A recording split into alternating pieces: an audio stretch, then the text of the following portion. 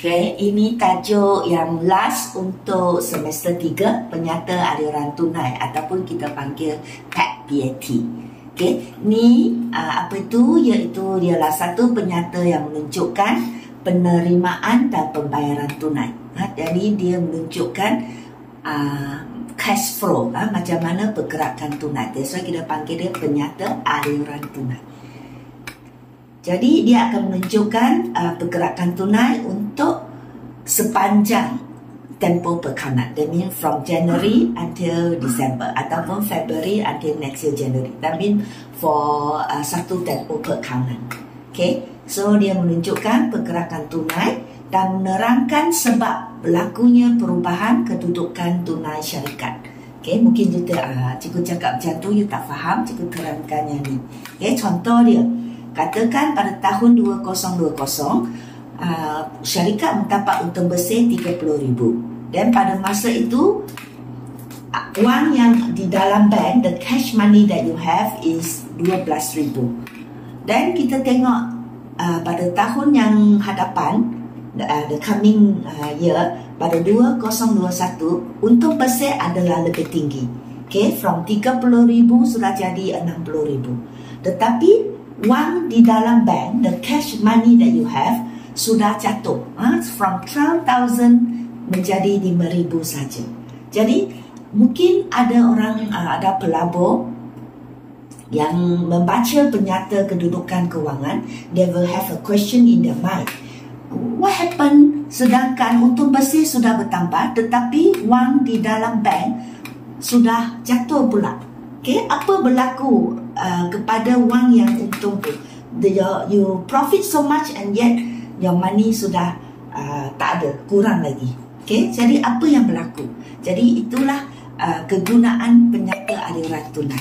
Okay, dia akan menunjukkan bagaimana cash money from 12,000 akan menjadi 5,000. Kemana pergi yang tambahan untung 30,000 you have increase untung bersih yang sudah bertambah sedangkan tunai sudah jatuh. Apa yang menyebabkan keadaan ini berlaku? So this one, so penyata aliran tunai akan menjawab persoalan seperti ini. Okay, kenapa untung bersih bertambah sedangkan bagi bank telah jatuh? Okay, so it will explain lah ke mana pergi duit, the cash money. Okay, so perubahan kedudukan tunai perniagaan, dari 12,000 sudah menjadi 5,000, boleh diterangkan melalui 3 aktiviti perniagaan. So secara umumnya, when we say you do business, ada 3 aktiviti yang utama. Satu ialah aktiviti operasi.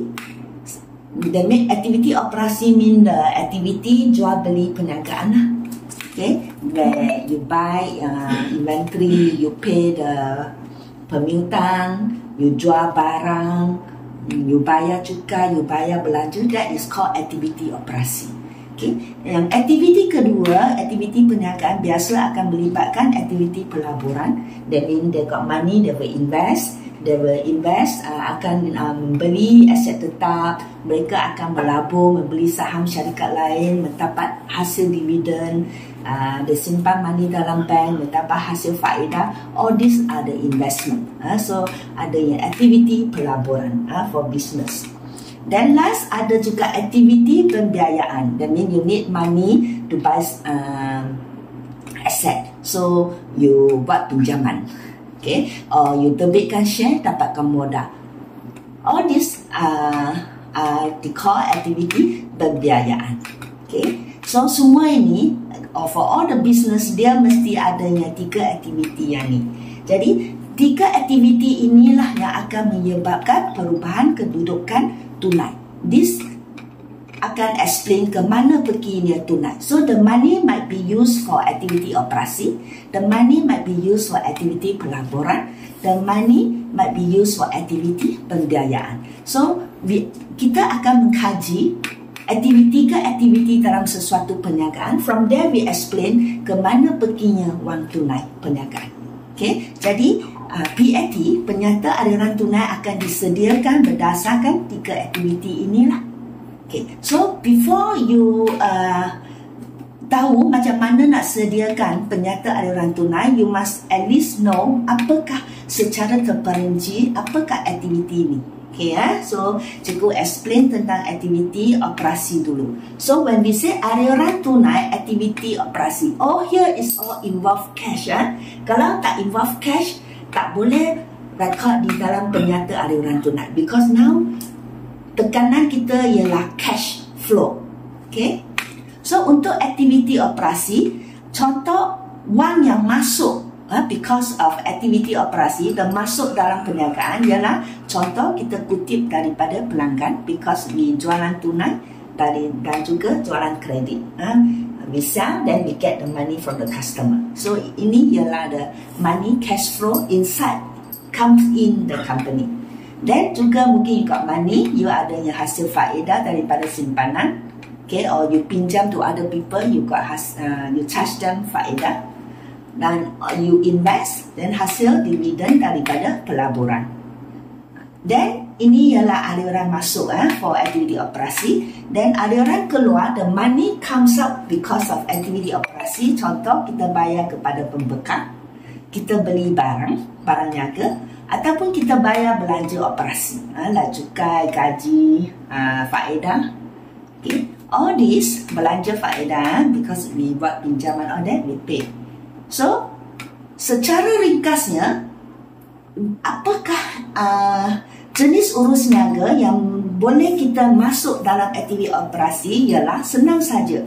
When you think about apakah item yang you biasa masuk dalam penyata pendapatan.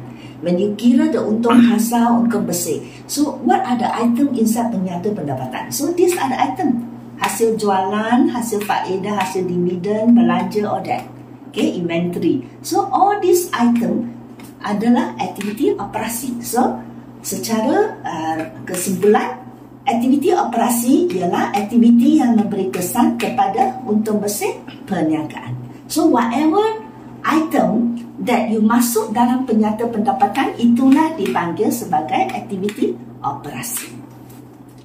Then the next one is aktiviti pelaburan. So aliran tunai, aktiviti pelaburan. Kalau tadi operasi ialah whatever item yang beri kesan kepada untung.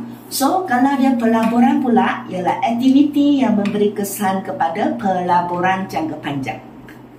Dan aset bukan semasa. So any activity involve the asset tetap, aset bukan semasa, and the long term investment.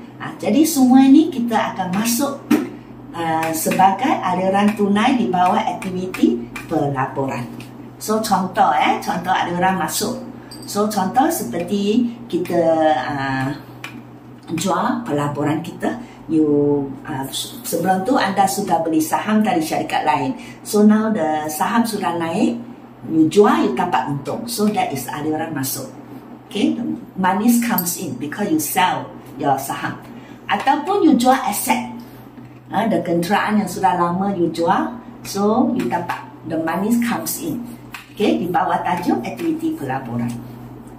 Okay, jual pelaburan, contoh dia security boleh pasang minta saham lah, or you buy the bond. Okay, you jual.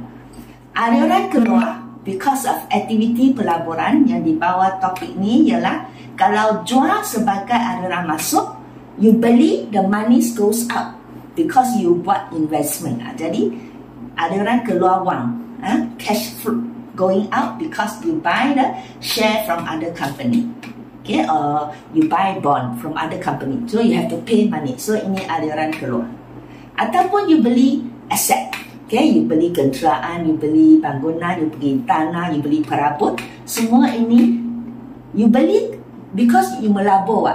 You want buy because it will help you to get more money. So ini adalah pelaburan. That's why kita masukkan dia di bawah aliran tunai pelaburan. Then the next one, aktiviti yang ketiga, aktiviti pembiayaan.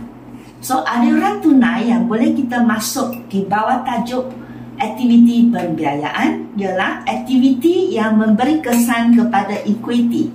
Equity ni the saham, okay, the reserve, the modal, dan juga hutang jangka panjang like debenture, bond, okay, pinjaman jangka panjang. Semua ini adalah kita bawa masuk aliran tunai di bawah tajuk aktiviti pembiayaan. So contoh aliran wang masuk ialah penerbitan share. Kan kita jual share, kita jual bond, kita jual debenture, ataupun kita dapat pinjaman. All this will, kan kita jual, kita akan terima wang. So is aliran masuk tunai. So aliran keluar di bawah aktiviti pembiayaan. Kalau kita terbit share, kita dapat wang. So kalau kita tebus semula the share, kita tebus semula, that means we buy back the share from the pemegang saham, we pay them money. So aliran wang keluar.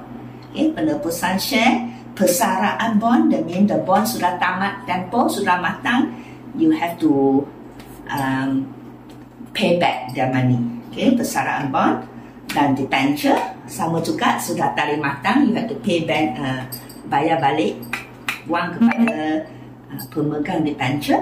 Then you pinjam, you dapat wang, you bayar balik pinjaman, you keluar wang.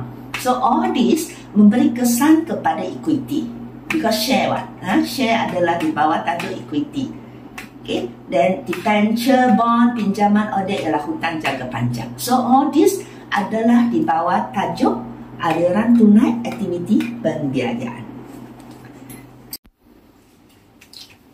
Okey, lepas sudah faham apa tu aktiviti operasi, aktiviti pelaburan semua ni, sekarang kita tengok format PAT, format penyata aliran tunai. Tadi cikgu kata kerana business basically is all about 3 activity. Jadi kalau kita nak tengok cash flow of the business, kita akan so the penyata aliran tunai akan dibuat berdasarkan 3 aktiviti ini. So kita akan tengok for setiap aktiviti berapakah money wang masuk, berapakah wang keluar for that activity. Okay, so ini dia format dia. First mesti ada nama syarikat, then ada yang nama penyata aliran tunai bagi tahun yang berakhir pada 31 Disember Okay, so kalau yang nasib bagi tahun yang berakhir, that means this penyata will show what happening, the cash flow from the awal tempoh bekalan. This one is from January until what will happen, wang keluar masuk, explaining the whole year, the cash flow for the whole year until December. So ini dia, kita akan mula dari aliran tunai daripada aktiviti operasi. So dia ada 2 column. For setiap aktiviti, kita akan tunjuk aliran wang masuk dan aliran wang keluar, then the aliran tunai bersih from that activity. Okay, so ini contoh dia, aliran tunai daripada aktiviti operasi. We start from that first. So just now I said the activity operasi is all about the activity harian perniagaan. So di sini ada contoh dia, kutipan daripada pelanggan, hasil faedah, hasil dividen, all the item that usually we catat di penyata pendapatan, how much we pay to the pembekal, all these are the activity harian.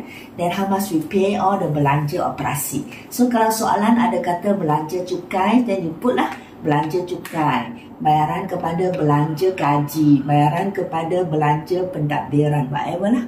Okay, so sekarang kita nak tunjuk apa adanya wang masuk dan wang keluar. Kalau wang keluar mesti letak kurungan. Okay, so after this kita campurlah wang masuk tolak yang wang keluar. So you campur all this, you tolak, you akan dapat aliran tunai bersih daripada aktiviti operasi. If the wang keluar more than the wang masuk, then this one need to put kurungan. Kalau tak ada kurungan, arti dia wang masuk lebih tinggi daripada wang keluar for aktiviti operasi. Dan the next one, for the business, wang keluar masuk juga akan melibatkan aktiviti pelaburan. The business got invest, ada beli aset all that. So inilah dia jualan pelaburan. You jual, wang money comes in. You jual aset pun money comes in. Kalau dia jual kenderaan, tulislah jualan kenderaan. Okay. Then kalau kita beli pelaburan, wang keluar, so mesti letak kurungan. Kalau kita beli aset, like beli tanah or that, tulislah belian tanah. Okay, then wang keluar kan, mesti letak bracket. So ada yang aktiviti pelaburan ni, ada yang wang masuk, ada wang keluar. So you campur-campur dan tolak-tolak, kita dapatlah aliran tunai bersih from this aktiviti pelaburan. So di sini 15,000 contohlah. Okay, kalau aliran keluar lebih tinggi, more than the masuk, then you will become negative. Then you kena letak kurungan. Di sini tak letak kurungan, erti dia wang masuk is more than wang keluar for this aktiviti pelaburan. Dan ada juga aliran tunai daripada aktiviti pembiayaan. Cikgu kata ini ialah memberi whatever aktiviti bisnes yang memberi kesan kepada equity pemilik dan hutang jangka panjang. So it's all about share, dividend tunai that you pay to the pemegang share, bond, hutang jangka panjang like bond, debenture. So contoh dia terbitan share. Okay, wang masuk kan, wang terbit share wang masuk. So terbitan share keutamaan wang masuk. Terbit bond juga wang masuk. As cikgu sudah explain, when you terbit bond debenture, actually you pinjam dari orang ramai. So you jual bond, actually you pinjam from them. So when you pinjam from them, they give you money. So wang masuk. Then kita ada terbit share wang masuk. Bila kita tebus share, wang keluar pula. Penebusan share. So wang keluar mesti kurungan. Dan persaraan bond. Tadi kita debit bond, people pinjam you money. So money comes in. So bila bond itu bersara, that means bond itu sudah sampai masa, you have to pay back the money. So wang keluar lah. Okay. So kurungan. Pembayaran dividen tunai, remember if you sell share, you have to pay them dividen tunai. So wang keluar. Okay, so this all about equity pemilik and hutang jangka panjang. So campur all, tolak, then you will get aliran tunai bersih daripada aktiviti pembiayaan. So di sini cikgu letak kurungan 42,000. Arti dia the negative is more than the positive. Mungkin the company pay a lot of money for the boostkan share, and also because bayar dividen tunai yang banyak, dan juga mungkin pay back the bond or that need a lot of cash money. So menyebabkan for this activity wang sudah menjadi negatif. Okay, so positif ini campur ini, tolak ini, you will get, because here more, right? Ini campur ini 35,000, so you tolak positif 35 and negative 42. So jawapan become negative 7,000. So kalau lebihan mean positive is more. Okay, then you no need kurungan. Tapi di sini kerana negative more than the positive, jadi become 7,000 negative. Okay, so kena letak kurungan macam ni. You letak kurungan, arti dia the money sudah kurang 7,000. So dari 7,000 kita tengok the whole year through, the money ins and out, and at the end we find out at the end of the year the money sudah kurang 7,000.